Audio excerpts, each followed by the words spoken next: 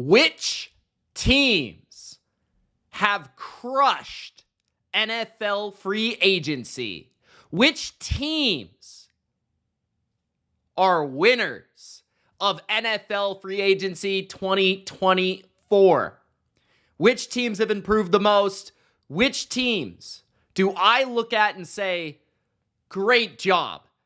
You improved your deficiencies, you strengthened your strengths, and I really can't complain about anything that you did.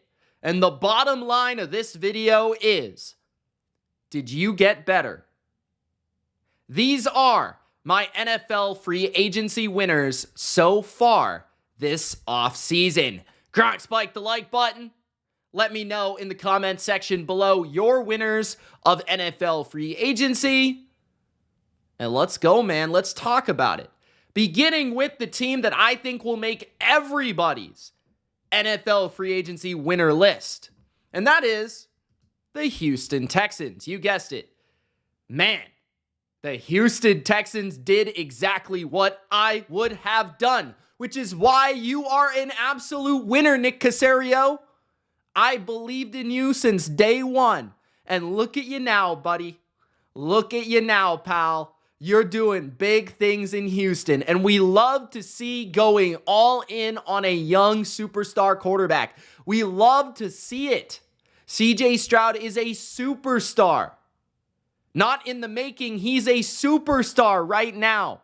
DeMeco Ryans is a legit great coach.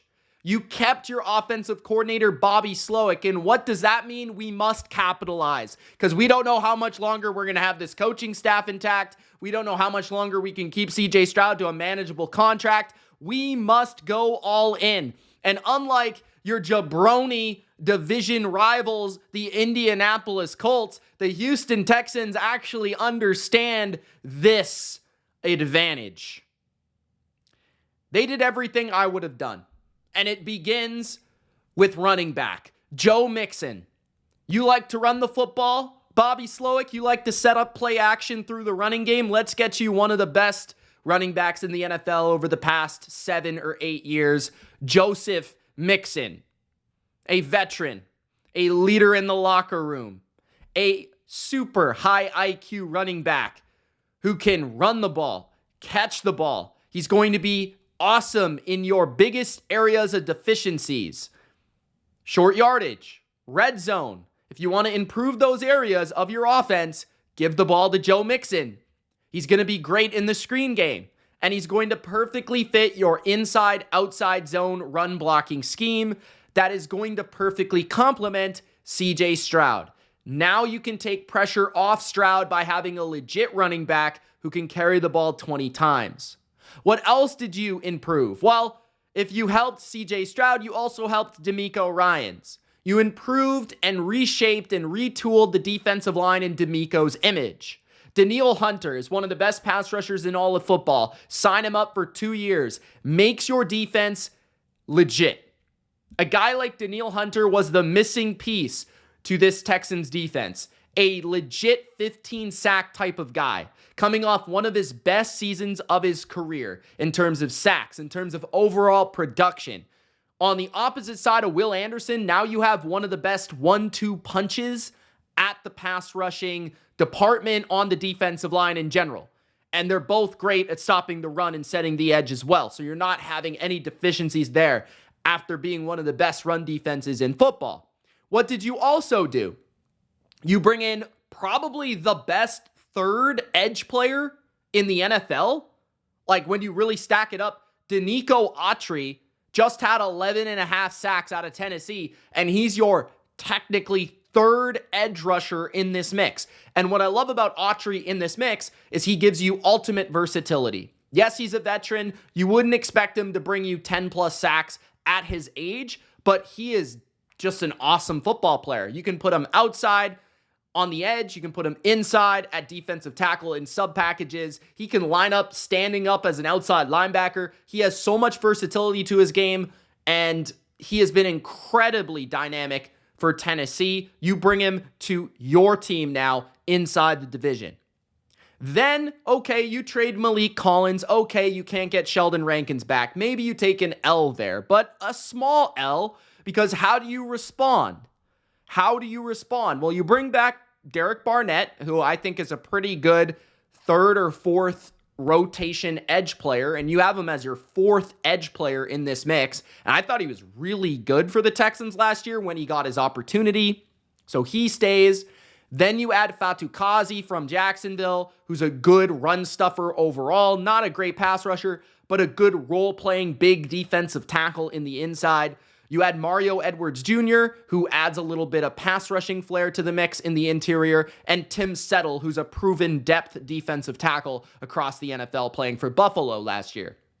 Then you move to the second level, where you get a lot faster, a lot more dynamic, a lot more playmaking in Azeez Al-Shaair, a guy that already has performed at a high level in DeBico's defense from San Francisco. They know what he's like from a culture standpoint, from an attitude standpoint. He brings a different level of intensity and physicality and speed to this defense, and I think he's an upgrade from Blake Cashman. Now, once upon a time, you go from having a linebacker position that nobody thought was any good to a year later having arguably, one of the best combos in football alongside Harris now entering, I believe, his second season.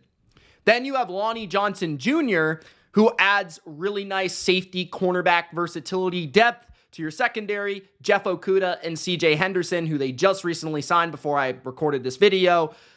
Those two are reclamation projects at corner, very high picks in the draft once upon a time, and probably Caserio had pretty high grades on them, and he saw them and he was like, DeMeco, can you do something with these guys? Maybe they still have something left, especially in my opinion. CJ Henderson has always had high-end talent. He's just never been able to shape it into a productive player, but that's super intriguing to put alongside potentially Derek Stingley, or at least throw a couple darts at the cornerback position there. So I really like what they've done all across the roster to improve this team. I still think that they have the draft to improve the offensive line, maybe the receiving core, or even the defense once again. But this team has all of a sudden become a contender. That is how much they've crushed free agency. Moving to the next team, the New York Jets. Talking about a team that has to be taken seriously as a potential contender in 2024. Whenever you have Aaron Rodgers as your quarterback, you have to be taken seriously. But a lot of people, because of his injury, have not been taking the Jets seriously until now, because the Jets have done damage in free agency. And I'm telling you, as a team that is in my division, they're going to be a terror this year. They are not going to be easy to face because they have already an awesome defense that I think has added a high upside defensive tackle in Javon Kinlaw. I really think that they've added cornerback depth in Isaiah Oliver. They've added a big, beefy man in the middle in Fotu as well of the defensive line. They haven't done a ton on defense. I still think they need to add safeties to the mix, which I think they will. But it's all about what they've done to the offense is really where I want to focus here with the Jets. The Jets have delivered a big-time number 2 receiver for Aaron Rodgers. Mike Williams is a multi-time 1,000-yard receiver, a former 7th overall pick in the 2017 NFL Draft, one of the best contested catchers in football, and according to my channel and my rankings, I've had him as a top 25 receiver for pretty much the last 4 or 5 years. So he is a very good player that can go up and win contested catches, that is going to be great with Rodgers because of his touch, his accuracy, and his timing, and on those back shoulder fades, he's going to be money. Garrett Wilson, Mike Williams, all of a sudden, great combination in New York. But then you look at beyond wide receiver play, the offensive line, which they've completely reshaped and retooled to protect Aaron Rodgers. They trade for Morgan Moses at right tackle, a reliable veteran tackle. At left tackle, they get one of the best in the game still at his age, Tyron Smith, to go along with the timeline of Aaron Rodgers.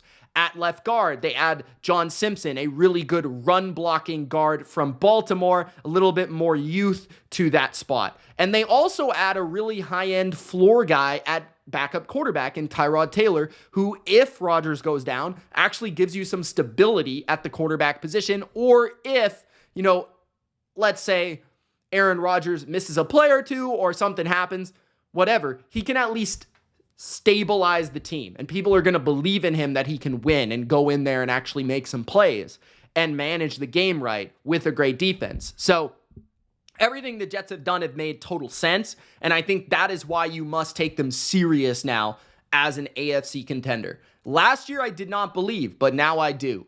The next team that I think has crushed free agency is the Chicago Bears. The Bears have made their setup, their team, their roster perfect for a rookie quarterback, which is what's going to happen with the first overall selection in the 2024 NFL Draft. This is a spoiler, not a prediction. The Chicago Bears select Caleb Williams out of University of Spoiled Children.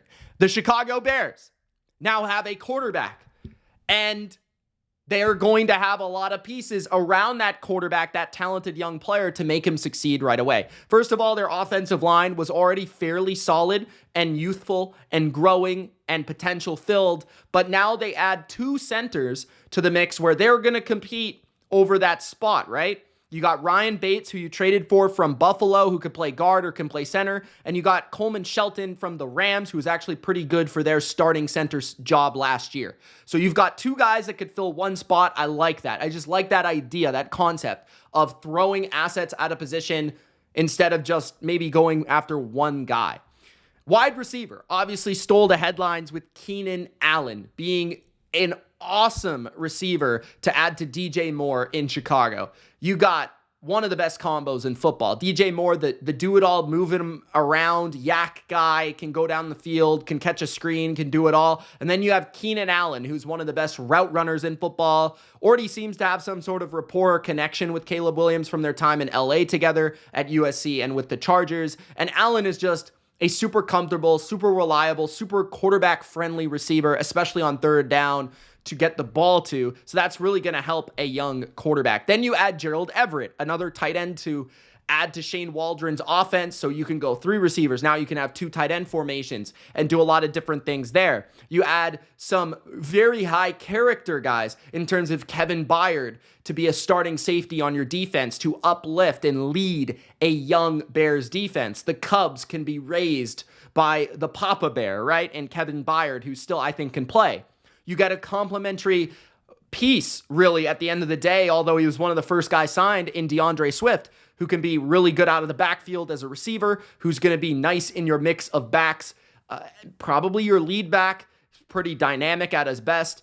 I think he showed better power than you would have thought last year, and he had a pretty good season for the Eagles. I didn't absolutely love that signing, but I definitely think he's the best running back on your roster and will make your run game a little bit better.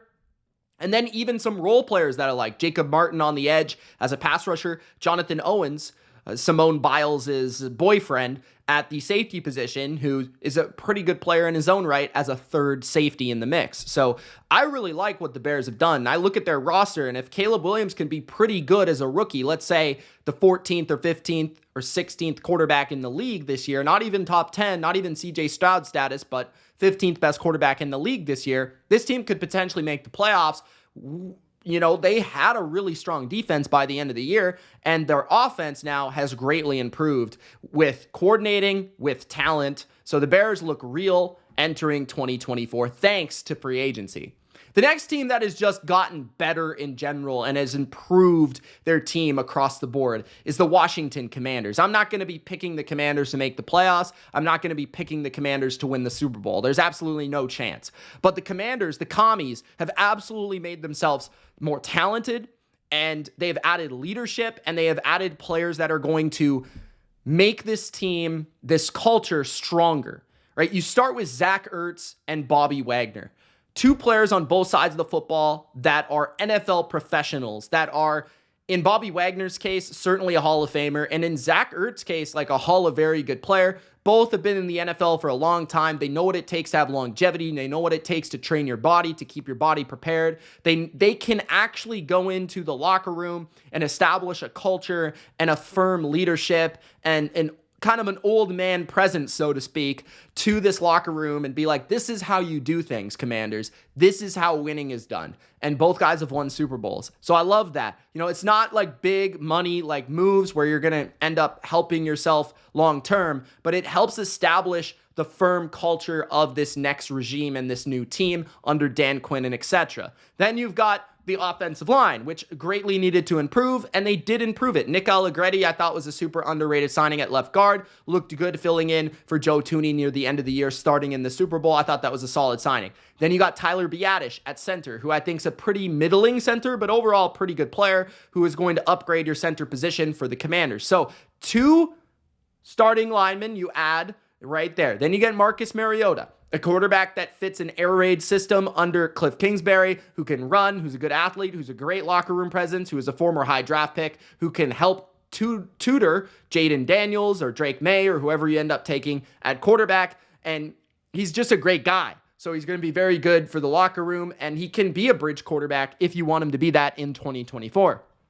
Austin Eckler, another guy that, yeah, maybe he's a little bit past his prime, but he can still contribute as a pass catcher for sure. And he's still a pretty decent running back, especially if you make him a third down back. And then also, I mean, he's extremely hard worker. He's a great attitude, great culture guy. All these things make sense for me, and maybe you overpaid him a tad or whatever, but I still think that he can be a productive player, especially in an offense, in Cliff's offense, where you're going to ask your running back to run a lot of routes and try to catch a lot of passes. Then the defensive line, I think you added Dorrance Armstrong, who's a really nice piece to Dan Quinn's defense in Dallas. You make him more of a every down player in Washington. You give him a raise. Clelin Ferrell, I think is a productive role player. He played well in San Francisco. I think he'll play well as an edge setter in Washington. And Dante Fowler can kind of replace Farrell in those pass rushing situations and get after the quarterback. So I like how they went with one firm starting edge player in Dorrance Armstrong, and then they went with 2 guys that have different skill sets that are going to contribute in different areas, and that will upgrade them on the edge. They had terrible edge depth and terrible edge starters going into the offseason. They definitely improved there. Frankie Louvu could be maybe Dan Quinn's new Micah Parsons, right? A guy that can play linebacker, but also could play on the edge. A guy that has that skill set, a guy that can drop into coverage, a guy that can defend the run, a guy that can blitz effectively. You know, he's not going to be the pure pass rusher that Micah Parsons was, but he's a better overall linebacker, standing up than Micah Parsons. But he can do similar things, which I really like to fit in that defense. And then you add Bobby Wagner on top of that.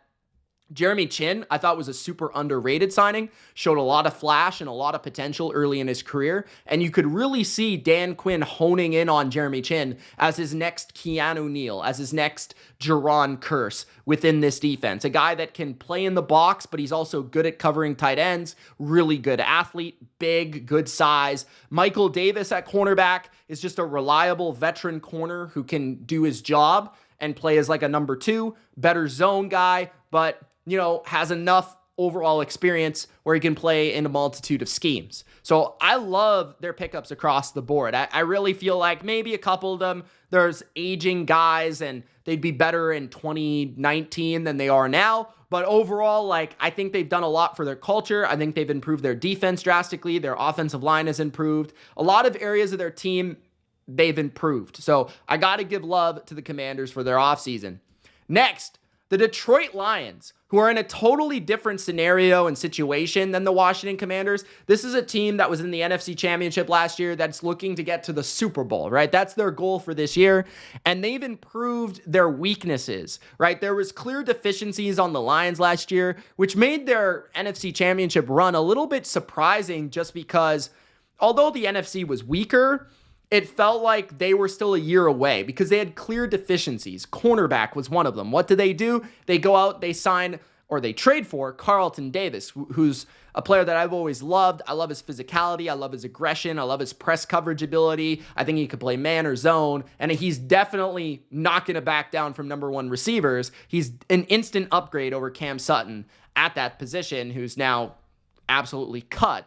But what I also like is kind of the under that layer of Carlton Davis, they've signed Amik Robertson, who I thought played really well for the Raiders in moments last year. He's a solid depth piece that can play outside or inside for your defense. Emmanuel Mosley, who they got back, who got injured right at the start of the year, could be a number 2 corner for them, but we'll see. I don't know, but I like that they re-signed him, gave him another chance, and he always was solid for San Francisco. So I like that move. Defensive line-wise, DJ Reader is a huge impact, difference-making defensive tackle, so they got one big-time difference-making player in the front seven, which I think is something they needed to do. Marcus Davenport gives them upside in their pass rush and their defensive end position, not for super expensive, for a low contract, but a high reward, which is the type of move that this team should be making. And then you have Kevin Zeitler, another move that this team should be making, right? You lose Jonah Jackson to a big contract, a younger guy in his prime to the Rams. They can afford to pay him. Well, the Lions couldn't. Okay, that's fine. Now let's go get a veteran who's going to stabilize our line. Kevin Zeitler is exactly that. Now, maybe they need to add a receiver. Maybe they should continue to look at cornerback. I think there's still guys out there like Stephon Gilmore that could help them. But overall, they have improved their weaknesses and have made their already good team and good roster more formidable to make them a potential Super Bowl threat and make them an even bigger threat to a team like the 49ers. So you got to love what the Lions have done here this offseason. The same could be said about the Cincinnati Bengals. Although their season did not go the way they wanted it last year due to injuries and things of that nature, Cincinnati has become a contender that has made necessary improvements to their team. And I first and foremost think of secondary with the safeties they've added, and then right tackle by adding Trent Brown. But this is subtle and effective free agency. And this is exactly when you're talking about free agency, I think the most important thing to talk about is contending teams or teams at the top of the standings that are making these small moves, whether it be adding players or losing players that can shift them from being a Super Bowl team or from being a team that loses the first game in the wild card, right? You're going to probably make the playoffs more often than not when you have Joe Burrow as your quarterback. But the question will be, how good is that team around you? Did you improve the areas that need to be improved? And I think that the Bengals have done that. Now, that begins with the two starting safeties that they added. Geno Stone at free safety, which I love that you also stole from the Baltimore Ravens directly in your division. He can bring the Jesse Bates missing factor from last year. A great roaming deep free safety. And he's going to play the Jesse Bates role. He had 7 picks last year. He's a really good coverage player.